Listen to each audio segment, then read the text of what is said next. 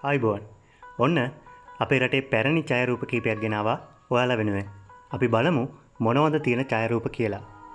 මේ 1950 දී විතර ගමක සිංහල තරුණියන් දෙන්නෙක්. කෙනෙකුට හිතෙන්න පුළුවන් ඇයි මේ විදිහට ඉන්නේ කියලා. 1940 දී 50 දී වගේ 60ක් නැතුව ඔසරි සාරි අඳින සිංහල සහ ද්‍රවිඩ කාන්තාවෝ හිටියා. ඒ අය බස් එකේ පවා ගියේ ඒ විදිහට.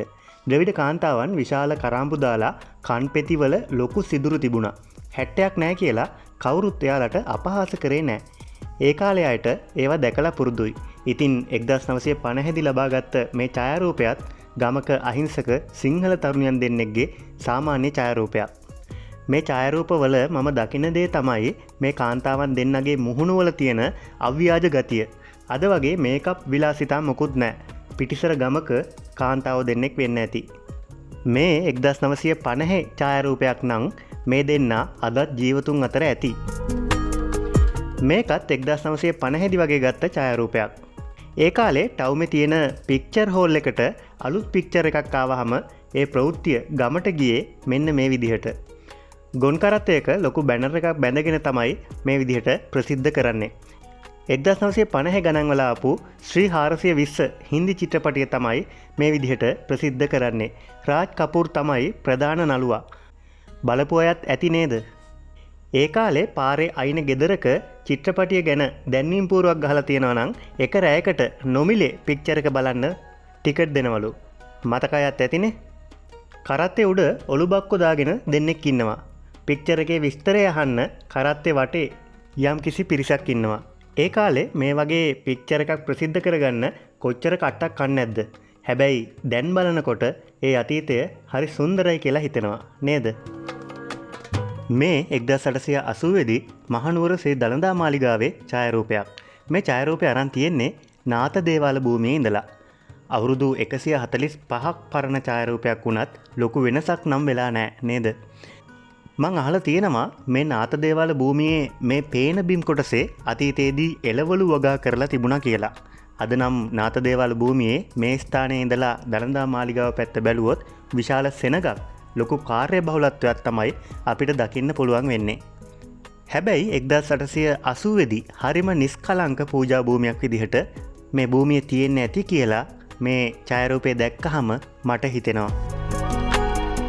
මේ 1900 දී විතර පිටකොටුවේ වීදියක්. මේ වීදිය මොකක්ද කියලා ඔයාලට අඳුරගන්න පුළුවන්ද? ඒ කාලේ ගොන් කරත්ත තමයි ප්‍රධාන ප්‍රවාහන මාධ්‍ය වුණේ. මේ 1880 දී විතර ශ්‍රීපාදය දැක්ක ගමන් හිතෙනවා නේද කොච්චර නිදහස්ද නිස්කලංකද කියලා.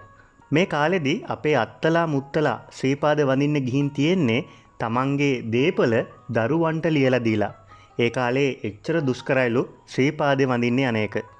අද නම් විනෝදෙට ශ්‍රීපාදේ වඳින්න යන අය වගේම ශ්‍රීපාද භූමිය කැලිකසල වලින් වනසලා තියෙන හැටි අපි දකිනවා.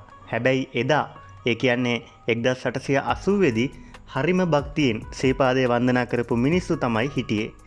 ඉතින් මේ ඡායාරූපය දිහා බලාගෙන ඉද්දිත් මගේ හිත නිවෙනවා. මේ තියෙන්නේ 1890 දී 1900 දී වගේ පිටකොටුවේ ඡායාරූප කිහිපයක්. කොළඹ පිටකොටුවේ කෙලින් වීදියේ කයිමන් දොරකඩ තමයි මේ. කයිමන් දොරකඩ කියන්නේ පෘතුගීසි භාෂාවෙන් කිඹුල්ලු ඇති කරපු ඇලකට. ඉතින් එහෙම ඇලක් මෙතන තිබුණ හින්දා තමයි කයිමන් දොරකඩ කියලා කියන්නේ. ඡායාරූපේ පේන ඔය ගන්ටාර කුළුණ තවමත් අපිට මේ ස්ථානයේදී දකින්න පුළුවන්. එදා කොළඹ කොටුවට ඇතුළු වෙන දොරටුව තමයි කයිමන් දොරටුව කියලා හඳුන්වලා තියෙන්නේ. දකුණු පැත්තේ ඈතින් පේන ගොඩනැගිල්ල තමයි පැරණි නගර සභා ගොඩනැගිල්ල. ගොන් කරත්ත සහ රික්සෝ තමයි ඒ කාලේ ඒ කියන්නේ 1890 දී 1900 දී වගේ ප්‍රධාන ප්‍රවාහන මාධ්‍ය වුණේ. බලන්නකෝ අර ගන්ටාර කුළුණ ළඟ අද ට්‍රීවිල් පාක් එක වගේ එදා තිබ්බ රික්සෝ පාක් එක. ඡායාරූපේ පේන විදිහට නම් හරිම කාර්ය බහුල මොහොතක්. පිරිමි මිනිස්සු තමයි වැඩිපුරම දකින්න ඉන්නේ. සමහරක් සරම ඇඳලා උඩුකය නිරුවත්ව ඉන්නවා. තව සමහරු සරමට කමිසය ඇඳලා ඉන්නවා. සමහරු සරමට කෝට් එක ඇඳලා ඉන්නවා. නිකමට හිතන්නකෝ මෙතනින් අද කීයෙන් කී දෙනෙක්ද ජීවතුන් අතර ඇත්තේ? මේක 1890 හරි 1900 හරි අතර වගේ ඡායාරූපයක් නම් මේ කවුරුත් අද ජීවතුන් අතර නැතුව ඇති නේද? 1950 වගේ වෙද්දී මේ රික්සෝ අයින් වෙලා කුලී රථය බවට පත් වෙන්නේ කාර් එක. ඒත් අද වෙද්දී කුලී රථය වෙලා තියෙන්නේ ත්‍රීවිල් එක. කොහේ හරි මොකක් හරි අවුලක් වෙලා තියෙනවා. එහෙම නේද? මේ 1890 දී පිටකොටුව. කෙනෙකුට හිතෙන්න පුළුවන් 1890 දී අර කණුවල යන වයර් මොනවද කියලා. කරන්ට් තිබ්බේ නැති වුණාට ඒ කාලේ ටෙලිෆෝන් තිබ්බා. මං හිතන්නේ ඒ ටෙලිෆෝන් රැහැන් වෙන්න ඕනේ. ඒ කාලේ කැමරාවලටත් විදුලිය ඕන උනේ නෑ. ඒක අඳුර සහ ආලෝකය අතර ගනුදෙනුවක්නේ. පස්සේ විදුලිය ආවට පස්සේ තමයි මේ හැම දෙයක්ම නවීන විදිහට නිෂ්පාදනය වුණේ. මෙන්න තියෙනවා 1907 දී මරදානේ කාර්මික විද්‍යාලය. අවුරුදු 118ක් විතර පැරණි ඡායාරූපයක්. හැබැයි කාර්මික විද්‍යාලය ඒ විදිහම තමයි නේද? අද වෙද්දි මේ තැන කොයි තරම්නම් කාර්යබහුලද?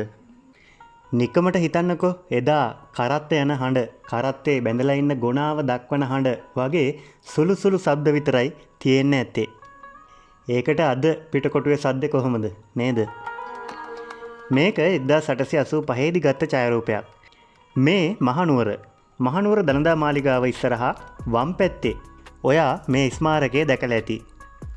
දළදා මාලිගාවට ගිහින් ආයේ එළියට එද්දී මෙතනින් තමයි එන්නේ. ලංකාවේ කෝපි වගාව ආරම්භ කිරීම නිමිත්තෙන් වේස් කුමාරයා ලංකාවේ සංචාරය කරලා 1875 දී තමයි මේ ස්මාරකය විවෘත කරලා තියෙන්නේ. ලංකාවේ කෝපි වගාව ආරම්භ කරපු බව සිහි වෙන්න. ඒ ස්මාරකය අද තියෙන විදිහ තමයි මේ. 1910 දී තැපැල් මූලස්ථානය තමයි මේ. ක්වීන්ස් විදිය කොටුව රජගෙදර ඉදිරිපිට. රික්සෝ කරුවෝ කරත්ත කරුවෝ සරමට කෝට් එක ඇඳලා කුඩයක් ඉහළ ගත්තු පුද්ගලයෙක්. අද කාලේ විදිහට නම් ඒක හරි සුන්දර දසුනක් නේද? 1890 දී විතර ගෝල් පේස් එක. අද ගෝල් පේස් එකයි එදා ගෝල් පේස් එකයි වෙනස කොහොමද? එදා ගෝල් පේස් හෝටලේ විතරයි විශාල බිල්ඩිමකට මෙතන තිබිලා තියෙන්නේ. අද වගේ වාහන තදබද කෑම කරත්ත අරව මේවා මොකුත් නෑ. අනේ ඉතින් මේ මගේ රටනේ නේද? මේ පැරණි ඡායාරූප බලද්දී මගේ රට ගැන ආදරයක් ඇති වෙනවා. මේ 1890 දී ගාලුපාරේ ඡායාරූපයක්. ගාලුපාරේ කොයි හරියද? මේ ගාලුපාරේ කළුතර වෙට්ටුමකඩ හන්දියට කිට්ටුව. අද මුස්ලිම් පල්ලිය ළඟ. විශාල නුගගහක් තමයි ඔය තියෙන්නේ. එදා ඉතින් 1890 දී මේ පාර ගියේ කරත්තනේ. ලස්සනයි නේද? හරි. එහෙනම් අපි අදට ගිහින් එන්න. ඔයාට තෙරුවන් සරණයි.